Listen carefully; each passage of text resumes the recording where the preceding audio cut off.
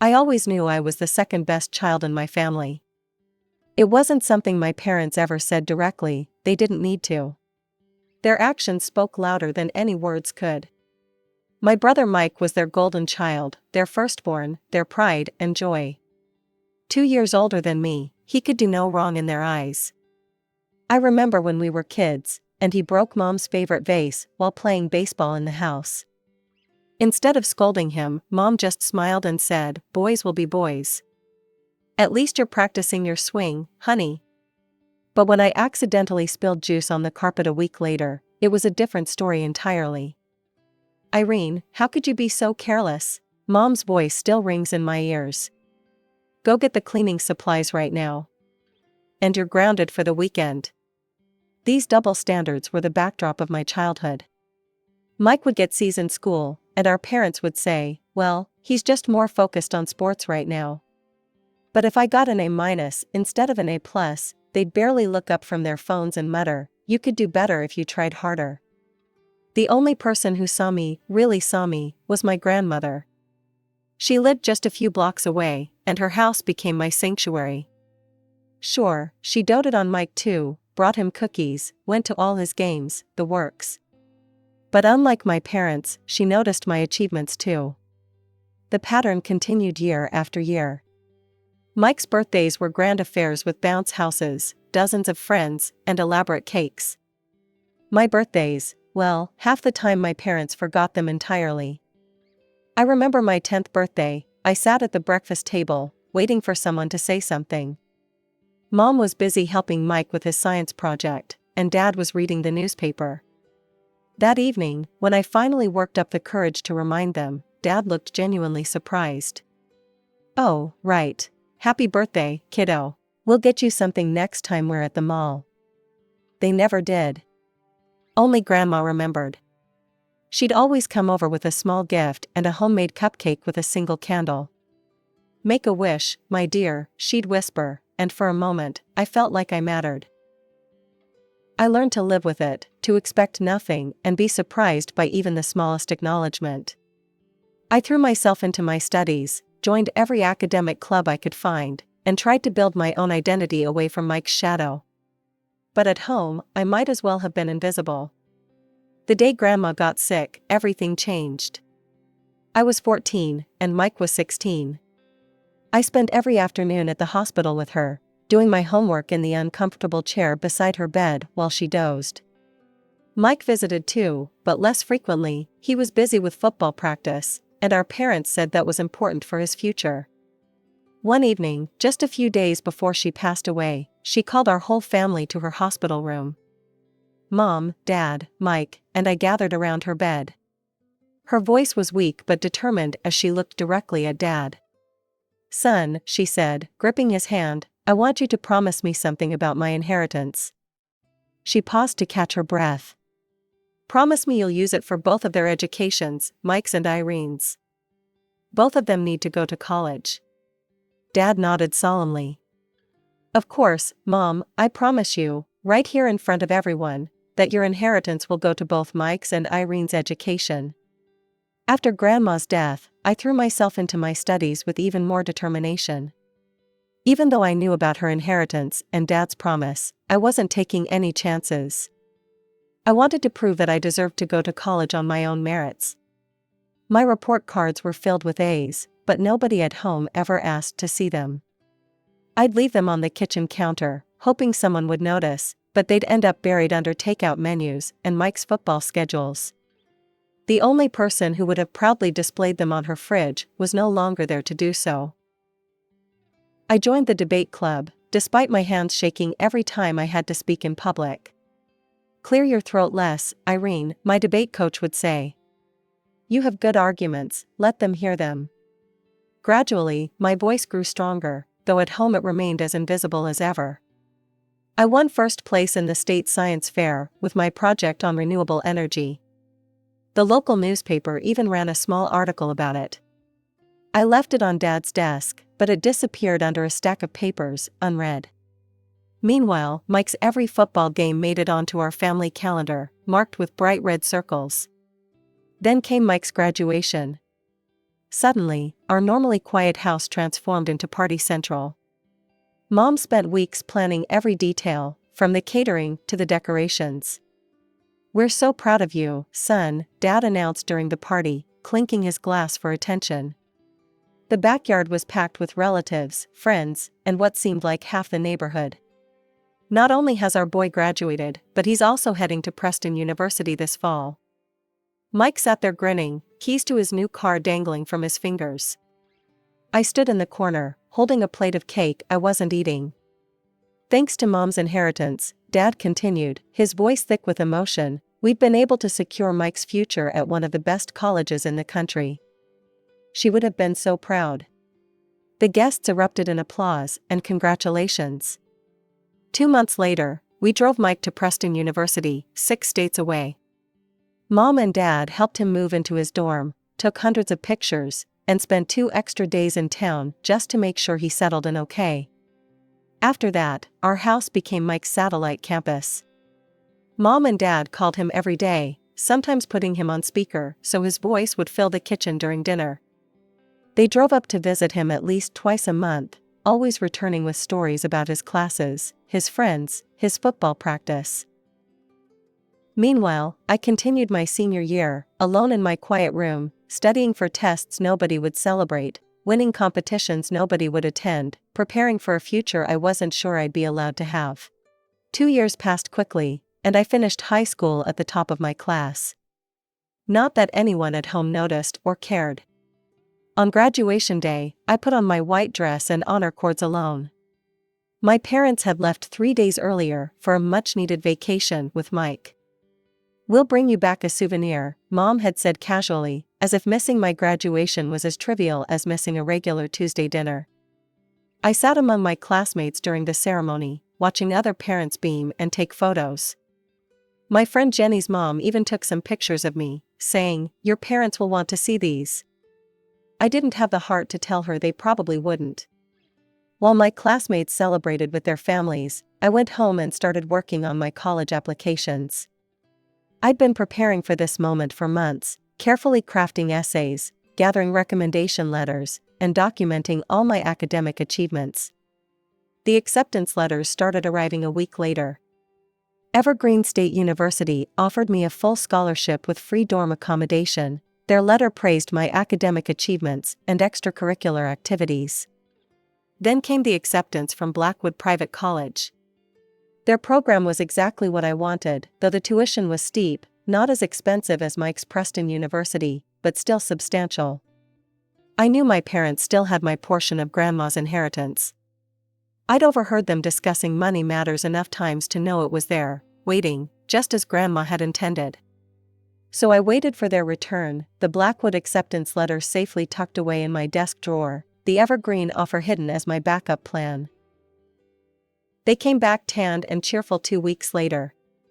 Mike had already headed back to Preston to hang with his brothers, as Dad proudly announced. I waited until after dinner, when they were relaxed and still sharing vacation stories. "I got accepted to Blackwood College," I said during a rare moment of silence. "Their business program is highly ranked." Mom glanced up briefly from her phone. "That's nice, dear." "I'd need to pay tuition," I continued, my heart beating faster. I was hoping we could use my portion of Grandma's inheritance. The silence that followed was different, heavier somehow.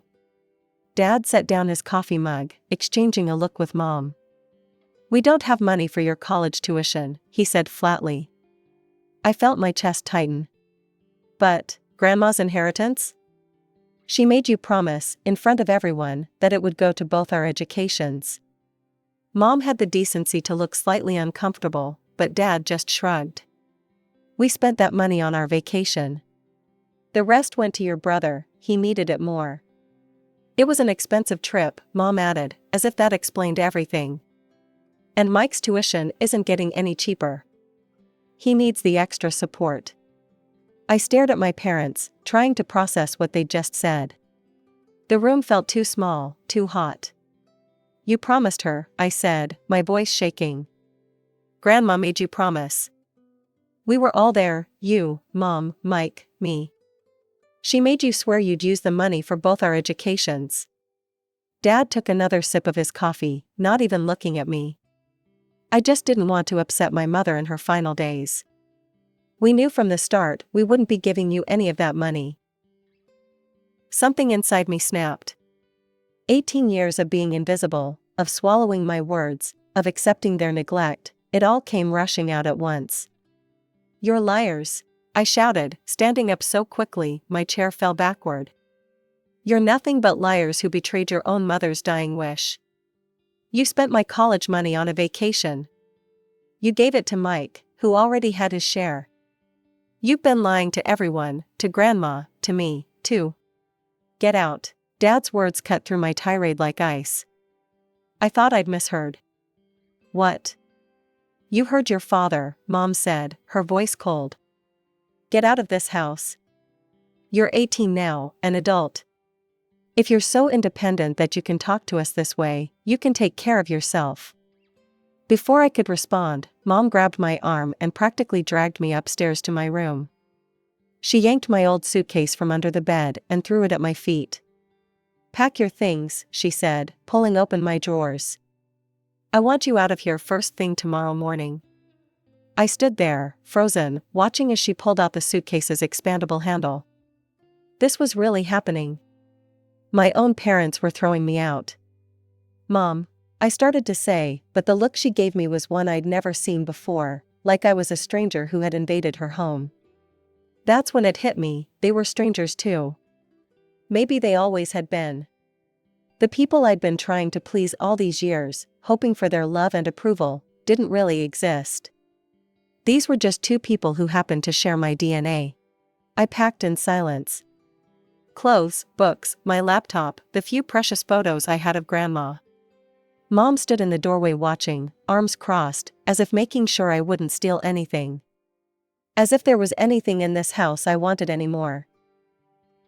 When my suitcase was full, I took out my phone and texted Jenny, "Can I come over? It's important." Her response was immediate, "Of course, doors open." I walked out without saying goodbye. Nobody tried to stop me. Jenny's parents had given her a small apartment for her 18th birthday, just a few blocks away. She was waiting at her door when I arrived, took one look at my face and my suitcase, and pulled me into a hug.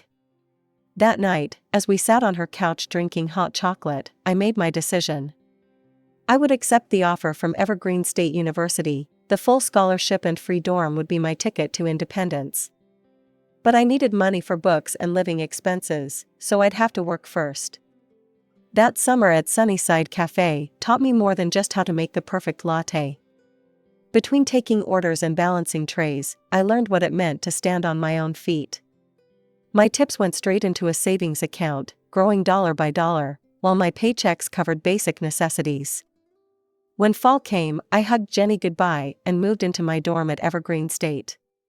My roommate Sarah took one look at my sparse belongings and offered to share her mini fridge. That simple kindness almost made me cry.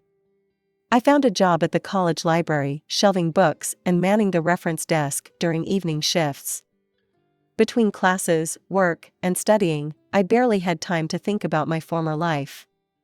The library became my sanctuary, quiet, orderly, and predictable, everything my family life hadn't been. When relatives called, their questions were always strange and probing. Aunt Linda's voice would be full of barely concealed concern. "Do you have somewhere to sleep at night, dear?" Uncle Bob would ask, "Are you getting enough to eat?" I'd answer truthfully that I was fine, wondering what stories they'd been told about my life. Sometimes Jenny would start to tell me news about my family. "Hey, I heard your brother," but I'd cut her off immediately. "I don't want to know," I'd say, and she'd understand. The holidays could have been hard, but Jenny's family wouldn't hear of me spending them alone. That first Christmas at their house, I sat at their dining table, surrounded by warmth and genuine affection. Jenny's dad, Mr. Peterson, pulled me aside after dinner. "Irene," he said, his voice serious but kind, "I've been watching how hard you work. When you graduate, there'll be a place for you at Peterson Technologies if you want it." I accepted on the spot, tears threatening to spill over. Finally, someone was noticing my effort, my determination. Graduation came faster than I expected. I stood on stage, accepting my diploma with highest honors, scanning the crowd out of habit. Jenny and her parents were there, cheering loudly enough to drown out the crowd. I didn't look for any other familiar faces. My first day at Peterson Technologies, I walked in wearing a suit I'd bought with my library savings. Within 6 months, I was leading my own projects. By year 2, I had a team reporting to me. Mr. Peterson's faith in me proved well-founded. I threw myself into every challenge, worked longer hours than anyone else, and quickly gained a reputation for solving problems others couldn't crack. The promotions and raises followed naturally. Soon I was earning more than I'd ever dreamed possible during those days of counting tips at the cafe. I bought professional clothes, started taking yoga classes, went on vacation with Jenny to places I'd only seen in magazines. My birthdays became celebrations of achievement rather than reminders of neglect. Jenny would organize small gatherings, just close friends from work, good food, and genuine laughter. No forced family dynamics, no pretense, no pain. My 27th birthday was approaching, and I had a secret I'd been keeping even from Jenny. For the past 5 years, I'd been saving every extra penny, Christmas bonuses, performance rewards, even the money I would have spent on lunch by bringing sandwiches from home instead of buying from the cafe downstairs. Every dollar went into my special savings account, labeled simply Dream. The dream became reality 3 weeks before my birthday. I stood in an empty living room with high ceilings and huge windows, hardwood floors gleaming in the afternoon sun, and signed the papers that made it mine. My own apartment. Not rented, owned. "Congratulations," the realtor said, handing me the keys. "It's all yours." That evening, feeling a bit bold and maybe a little proud, I did something I rarely did. I posted on social media. Just me, standing in my empty but beautiful living room, keys dangling from my fingers, unable to contain my smile. The caption read, "Early birthday gift to myself. Dreams do come true when you work hard enough. New home, birthday gift, blessed." The likes and comments started pouring in immediately. Jenny's was first, of course, finally. "Can't wait for the housewarming party." My colleagues chimed in with their congratulations. Even some relatives I hadn't heard from in years liked the post and left comments like, "So proud of you," and "Happy early birthday." I was sitting at my desk at work a week later, reviewing quarterly reports, when my phone buzzed. The number wasn't saved in my contacts, but I recognized it instantly. My mother's voice came through the speaker, sweet as honey, and just as sticky. "Irene, sweetheart. I saw your beautiful new apartment on Facebook. And I suddenly remembered your birthday is coming up." Suddenly remembered. After many years of forgetting. "It's wonderful to see you doing so well," she continued, her voice dripping with an enthusiasm I'd never heard directed at me before. "Your father and I have been thinking, we should celebrate your birthday properly this year. At home. We'll invite the whole family." I almost laughed out loud. Of course. Years of silence, and now that I had a fancy apartment, suddenly I was worth remembering? Worth celebrating? "We've missed you so much," she added, and I could almost see her practiced, concerned expression through the phone. "It's time for the family to come together again. What do you say?" I should have said no. Should have told her exactly what I thought about her sudden attack of maternal affection. Instead, I heard myself saying, "Sure, Mom, why not?" As I hung up the phone, I couldn't help but smile, though there was no warmth in it. After all these years, I was curious to see what game they were playing. I pulled up to my parents' house in my new Mercedes, the engine purring softly as I parked. The contrast between my car and the house was stark, peeling paint, missing shingles, and overgrown lawn. My parents appeared in the doorway before I even reached it. Their eyes locked onto my car first, then shifted to my designer suit and heels. I watched their expressions change, noticed the calculating gleam in their eyes. "Irene," Mom rushed forward to hug me, her enthusiasm almost making me step back. "You look expensive. Dad hung back, trying and failing to look casual. They both seemed older than I remembered, more gray hair, deeper wrinkles, shoulders slightly stooped. The inside of the house was worse than the outside. The furniture I remembered from my childhood was worn and faded, the carpets threadbare. And there, sprawled on the couch like he'd never left, was Mike. He'd gained weight, lost hair, and sat beside a young woman whose pregnant belly strained against her dress. "Hey, sis," he said, not bothering to get up. "Meet Sarah, my wife." Mom quickly jumped in with explanations I hadn't asked for. "Mike's staying with us temporarily. College wasn't quite the right fit. But he's got some promising job prospects." Going on 9 years of temporary, I thought, but kept my face neutral. "The guests will be here soon," Dad said, gesturing to a table laden with food.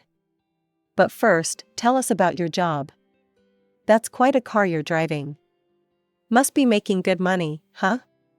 "Things are fine," I replied, smoothly sidestepping the question. "The catering looks nice." "But what exactly do you do?" Mom pressed. "That apartment of yours must cost a fortune. And a Mercedes." I smiled blandly. "I work in management. How's everyone been?" Before they could probe further, the doorbell rang. Suddenly the house was full of relatives, aunts, uncles, cousins I hadn't seen in nearly a decade. They swarmed around me with hugs and exclamations. Aunt Helen pulled me aside during the commotion, her voice low. "I'm so glad you finally came to your senses, dear. Your parents have been so worried. It must have been hard, living like that." I turned to her, confused. "Like what?" She glanced around before whispering, "You know, after you ran away with that boy. Living on the streets, refusing to work." She patted my arm. "But look at you now. All cleaned up and respectable again." The pieces clicked into place. While I'd been building my career, earning promotions, and buying my apartment, my parents had been spinning tales about their shameful runaway daughter. Their version of events painted them as the worried, abandoned parents of a wayward child. And I'd played right into their hands by cutting off contact with the extended family. Once everyone was seated at the table, Dad stood up, raising his glass. "We're here today to celebrate our wonderful daughter," he announced, his voice thick with fake emotion. "We're so proud of what she's become." Mom dabbed at her eyes with a napkin, tears I'd seen her practice for school plays decades ago. "The family should stick together," she said, reaching for my hand across the table. I kept mine firmly in my lap. "That's what matters most, family supporting each other." The emphasis on supporting wasn't subtle. Neither was the way her eyes darted to my designer watch, my expensive jewelry. "Your father and I," she continued, sniffling, "we always knew you'd make something of yourself." I let the silence stretch for a moment after she finished. Then I stood up slowly, smoothing my dress. "Thank you all for coming," I said, my voice clear and steady. "It's interesting, actually, that my parents remembered my birthday this year. It's a first, really." The room grew quiet. Mom's fake tears dried up instantly. "You know, growing up, they never celebrated my birthdays. Not one. But I suppose an apartment in the nice part of town and a Mercedes make birthdays more memorable, don't they?" "Irene," Dad warned, "this isn't the time." "Oh, but it is." I turned to address the whole table. "Aunt Helen told me something interesting earlier. Apparently, I ran away from home at 18 with some boy. Became homeless? Refused to work?" I laughed, but there was no humor in it. "I'd love to hear more about this mysterious bad boy I supposedly ran away with." Mom jumped in, her voice high and nervous. "Sweetheart, the past is the past. Let's not." "The truth," I said, raising my voice over hers, "is that they kicked me out. The day after my high school graduation." "Want to know why?" Mike shifted uncomfortably in his seat. A few relatives nodded. "Because I reminded them of the promise they made to our grandmother on her deathbed, that they'd use her inheritance for both Mike's and my college education. Remember that promise, Dad?" You made it in front of everyone. But instead, they spent my portion on a luxury vacation and gave the rest to Mike. Then they threw me out when I dared to question them about it. That's not true, Mom protested weakly, but I could see the recognition in the relatives' eyes. I got into college on my own merits. Worked my way through it. Built my career from nothing. And in 9 years, they never once called. Never once remembered my birthday. Until they saw my new apartment on Facebook. The silence in the room was deafening. Aunt Helen was looking at my parents with undisguised disgust. Uncle Bob was shaking his head slowly. I'm sorry for disrupting this lovely party, I said, picking up my purse. But I thought you all deserved to know the truth. I didn't come back for a reconciliation. I came back to set the record straight. The drive home felt liberating. In my apartment, everything was ready, a catered dinner I'd arranged days ago, knowing exactly how this evening would end. Jenny arrived first, followed by my colleagues and true friends. We ate, drank, and celebrated, not just my birthday, but my freedom from the lies. The messages started coming that night, Mom begging me to reconsider, Dad saying they were wrong, Mike asking for help with his temporary situation. I blocked their numbers one by one.